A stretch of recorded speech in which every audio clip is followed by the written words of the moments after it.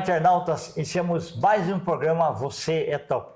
O programa está muito top porque nós temos um bate-papo com um grande treinador, João Francisco Marçal. Gratidão, viu? Prazer. Muito obrigado aí. Prazer é meu. Vamos rememorar aí a sua vida aí com grandes realizações. Eu queria que primeiro que você falasse onde você nasceu e como que aconteceu essa parte aí de você gostar, entender de futebol e se tornar um grande gestor, né?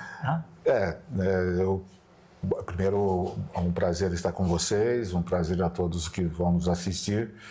Eu nasci em Minas, né? Eu sou mineiro de Passos, né? Ok. E meu pai vem de uma família de esportistas, né? Meu pai foi jogador profissional. Que legal, bacana. Então, cresci no ambiente esportivo dentro de casa. Você ia nos jogos, tudo, né? Sim, né? Porque a diferença era muito grande. Então, eu tenho com ele algumas fotos, mas eu não cheguei a vê-lo jogar, porque quando ele parou de jogar, foi que eu nasci, entendeu? Certo. Mas é a tradição de família. Tem alguma coisa lá na família e isso é uma raiz que ficou e aí não teve como fugir, né? Certo. Não teve como. E você começou na parte do futebol de grama mesmo?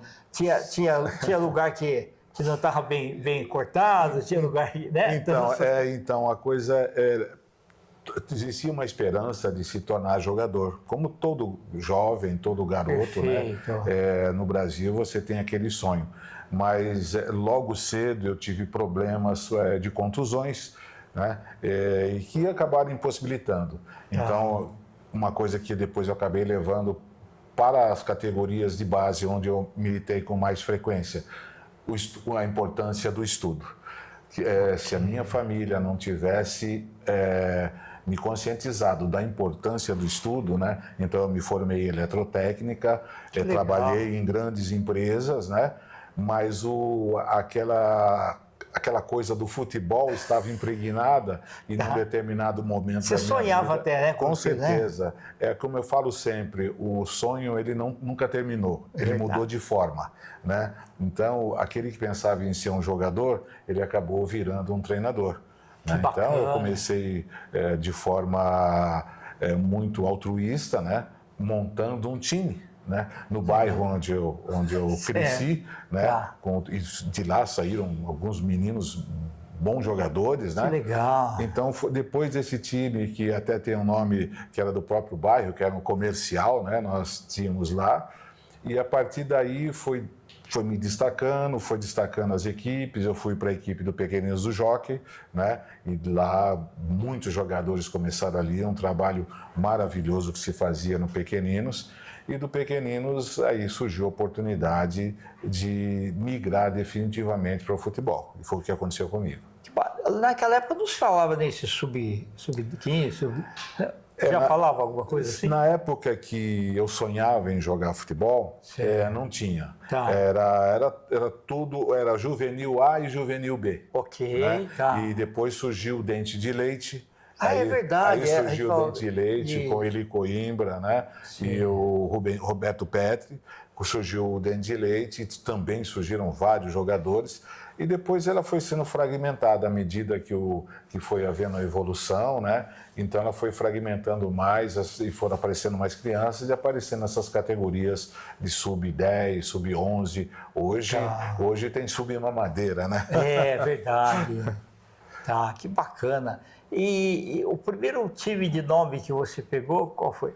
A primeira equipe que eu dirigi foi na Central Brasileira, né, em Cotia, né, um projeto muito bom, e ali eu comecei. De lá eu fiquei 8 meses, uma coisa assim, e já fui para o São Paulo. Okay. E eu cheguei no São Paulo numa época muito boa, a época que o São Paulo realmente tinha acabado de chegar o seu Telê, né? O São Paulo tinha toda uma estrutura. Tinha o Morumbi já? Já, o Morumbi tinha, nós estamos falando de 89, né? Nós estamos falando de 89. Então foi o São Paulo, o que o Palmeiras é hoje, né? O São Paulo foi com uma excelente qualidade naquela época. Hoje também desenvolve um grande trabalho, sem dúvida. Né? Mas a quantidade de jogadores que o São Paulo revelou naquela época, não só para que eu trabalhasse no próprio clube, mas também para o futebol mundial foi uma enormidade. Do São Paulo, né? Saíram grandes atletas, saíram, né? Não, o São Paulo, a relação dali, daquela geração era muito forte. Né? E de lá, aí foi o normal da carreira, do São Paulo para o Corinthians, né? Que também foi uma época muito importante. No Parque São Jorge você treinava? No Parque São Jorge. Okay. Não tinha, ainda tinha o CT, onde é o estádio hoje, era o CT. Ok, entendi. Época do professor Vanderlei, do professor Parreira, então, Geninho, então, mas também saíram ótimos jogadores. Foi um trabalho muito bem feito lá. Você conheceu um montão de celebridades lá, hein? Eu tive a felicidade de conviver com grandes nomes, né, no futebol. Certo. Também influência do meu próprio pai, né? Que quando eu era mais garoto, eu acompanhava. Seu nome de jogador, nome do teu pai de jogador, qual que é? Marçal, e ele é de Campinas e era Bahia. Né? Ele tinha apelido de Bahia. Né? Então a gente conviveu. E eu tive essa oportunidade de conviver com grandes nomes do passado, né? Sim. E depois com os nomes do presente, que o próprio Vanderlei, o Parreira, nossa, são as minhas referências. Que legal, bacana. E também você estudava o jeitão deles também, né? Lógico que você tem um estilo próprio, mas sempre é bom ter assim, um pouco... O que acontece? Você tem que se moldar, tem que ter algumas referências. Isso. E existe uma coisa hoje, eu até costumo falar, que essa meninada da geração de 2000 para cá, eles acham que o futebol começou depois dos anos 2000, né? Mas o futebol vem bem antes disso. É verdade. Né? Então, eles já acham que é o campo com toda aquela iluminação que de noite parece de dia. Sim. O gramado é esse daí e tal. Os estádios, assim, tudo maravilhoso. Não foi sempre assim. Não, muito pelo contrário. Então, o que tem? Nós tivemos grandes nomes, tanto jogando como dirigindo. Hoje tem essa grande polêmica aí sobre treinadores, que os treinadores brasileiros não se atualizaram. O que eu vejo é o seguinte, nós tivemos, por exemplo, você pega um Cilinho, né? Você pega um Rubens Minelli, são treinadores que foram referências para nós. Sim. Só que esses grandes treinadores não deixaram registrado os trabalhos dele. Okay. Hoje você tem poucos treinadores, eu diria que até no mundo, da qualidade de um Cilinho. Mas o Cilinho, ele não deixou registrado o trabalho dele. O Telê não deixou registrado o trabalho dele. Entendeu? Então, nós não produzimos conteúdos. E aí foram buscar conteúdos lá de fora e nós acabamos perdendo um pouco da nossa identidade. Então, você não tem muita literatura do que é o Brasil jogando. Entendi. Hoje está começando a se produzir algumas coisas. Então, nós tivemos, sim, grandes treinadores, nós temos grandes jovens treinadores, mas vários deles estão se moldando com características europeias e esquecendo da nossa identidade. Então, nós temos que regredir assim, não, retornar a nossa identidade, né? E adequando às necessidades que o futebol hoje exige. Porque nós perdemos aquela criatividade, a espontaneidade, né? E estamos copiando exclusivamente o que está acontecendo lá fora. Legal. E você vai observando do jogo, você fica observando tudo, né? A atuação. Você chega a notar alguma coisa, tudo da cabeça? Não, tudo como eu venho da área da engenharia, sim, então você não acredita só no que vê. Certo. Tudo pode ser mensurado. E hoje você tem esses analistas de desempenho, analistas de tudo, né? Mas isso já é antigo. É como, por exemplo, como eu venho de uma área mais de exatas, eu sempre mensurei os meus trabalhos, que bom. eu sempre planifiquei. Você dava peso, né? Exatamente, você tem que ter referências para saber aonde eu errei, verdade. qual o caminho para corrigir, né? Aonde eu acertei, qual o caminho para melhorar. Então, só que hoje estão dando muita ênfase a isso. está meio desequilibrado, porque o futebol tem que ser espontâneo. Os números são referências, mas hoje o pessoal que está por aí, eles estão usando números como o único fator, e esquecendo da espontaneidade, da criatividade que é própria nossa. Então nós temos que usar, no meu ponto de vista, usar os números sim, como referência para balizar, para dar o caminho norte, mas não podemos esquecer que o futebol é a espontaneidade, é a criatividade, e ele não pode perder o grau de lucidez dele. Sem dúvida, verdade. Fala o nome dos times aí que você atua.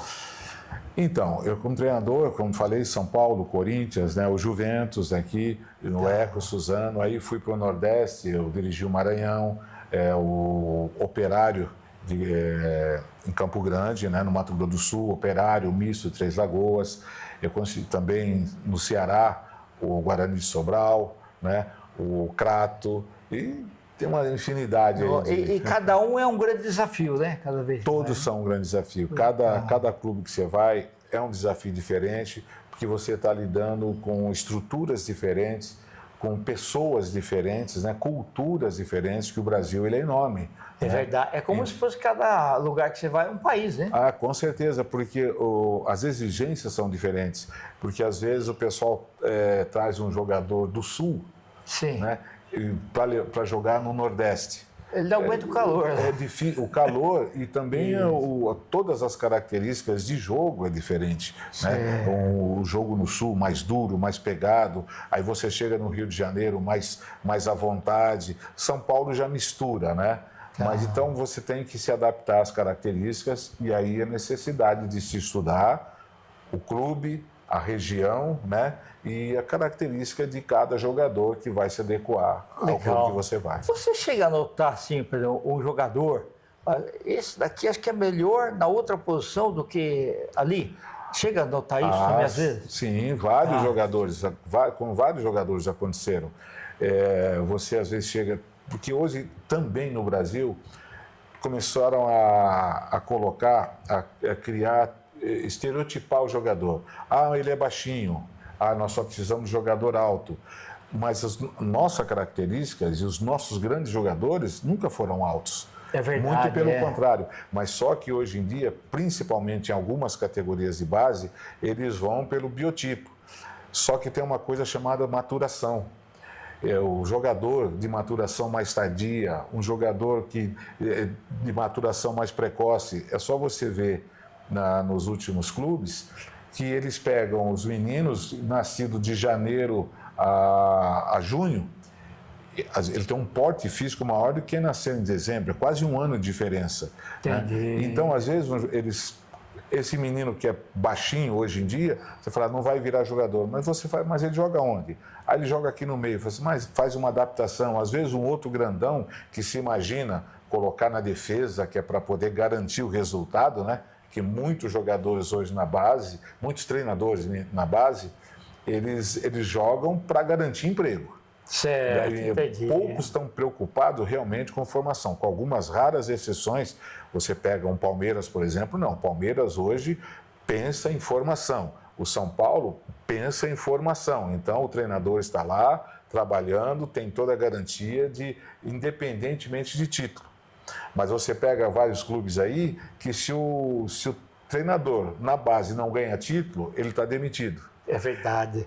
Ô, João, nós estamos aí nos instantes finais, quero que você volte outras vezes. Você pode falar teu Instagram, nós vamos escrever aqui? JF Marçal Oficial, né? Tá. E estamos aí à disposição, eu agradeço de ter esse bate-papo, isso é muito legal. Foi muito bom, viu? Obrigado. Eu aprendi bastante também. Tá ok, obrigado. Maravilha. Internautas, com os agradecimentos então a esse fantástico treinador, João Francisco Marçal, nós finalizamos mais um Você é Top. Um grande abraço e até a próxima.